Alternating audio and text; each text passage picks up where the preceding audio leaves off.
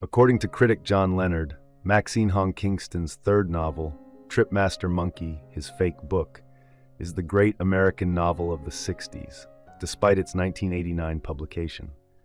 The novel employs various postmodern techniques, including shifting perspectives, interpolated texts, and pop culture references, to depict the transformation of its Chinese-American protagonist from a would-be poet to a truth-telling playwright. As the protagonist comes into his artistic identity, he also reconciles his complex identity and the daily prejudice he faces with his sense of being American. The novel's protagonist, Wittman Ah Sing, graduated a year ago with an English degree from the University of California, Berkeley. His name, a nod to poet Walt Whitman, and his poem, I Sing the Body Electric, hints at his artistic aspirations. Set in the 1960s, Whitman is a tall, skinny, would-be poet with a silver tongue who decides to stay in San Francisco. He dreams of writing a play that reflects his childhood as the son of traveling Chinese-American vaudevillians, aiming to create a shocking spectacle that speaks truth to power and addresses his conflicts over his Chinese heritage. Though he identifies as American, Whitman looks down on newly arrived Chinese immigrants and resents Asian American women's adherence to white beauty standards, all stemming from his own anger over the racism he faces. As Whitman reflects on his journey, he begins to associate himself with Sun Wukong, the Monkey King from the epic novel Journey to the West, which inspires the novel's title. The story begins with Whitman asking out Nancy Lee, a beautiful Chinese-American girl he knew in college. During their cappuccino date, Nancy reveals she is now an aspiring actor. Whitman shares stories about his actor parents, and they seem to connect. However, once they reach his apartment, Whitman's erratic behavior and declaration of being the reincarnated Monkey King scare Nancy away. Whitman works in a department store, where he was once considered management material but has been demoted to a part-time clerk due to his disdain for the materialistic customers. Now responsible for shelving items, Whitman no longer pretends to be a salesperson. Instead, he advises customers against buying toy guns, warns them about credit card debt, and sometimes even gives items away for free.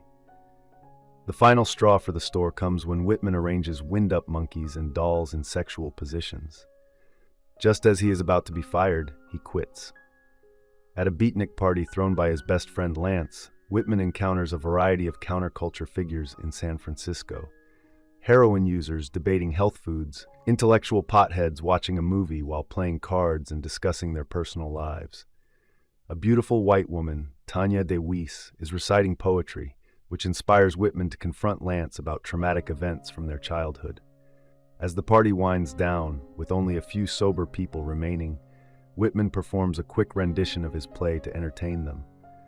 The play is improvisational, so after outlining its basic premise, Whitman assigns roles to the attendees.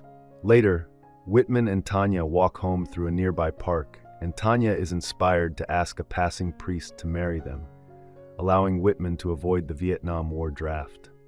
Tanya introduces Whitman to her parents, and he finds himself growing more comfortable with the white American culture they represent. In turn, he introduces her to his mother, who is spending the day playing mahjong with her close friends, the former showgirls who are Whitman's aunties. Whitman also takes Tanya to meet his father, who lives in an RV park, and they briefly visit Reno to look for his quasi-grandmother. Back in San Francisco, Whitman applies for unemployment, registers with the job service as a playwright, and secures permission from the Benevolent Association to stage his play in their hall. The play runs for 3 consecutive nights, featuring an improvisational format with a cast of hundreds. It incorporates characters from Chinese mythology, can-can dancers, and kung fu monks to deliver anti-war messages. This is the play Whitman has always dreamed of staging. The audience's reaction thrills him. Things were happening all over the place. The audience looked left, right, up and down, in and about the round, everywhere. The flies, the wings, all the while hearing reports from off stage. Too much goings on. They miss some. Okay, like life. The novel concludes with the play's ending monologue by Whitman. He discusses the history of Chinese people in America, their oppression, endurance, and resilience, and the significance of being Chinese in America. This monologue serves as a catharsis for Whitman, allowing him to accept and embrace both sides of his heritage and culture. I hope you enjoyed this video. Leave a like if you did, and be sure to subscribe. Thank you.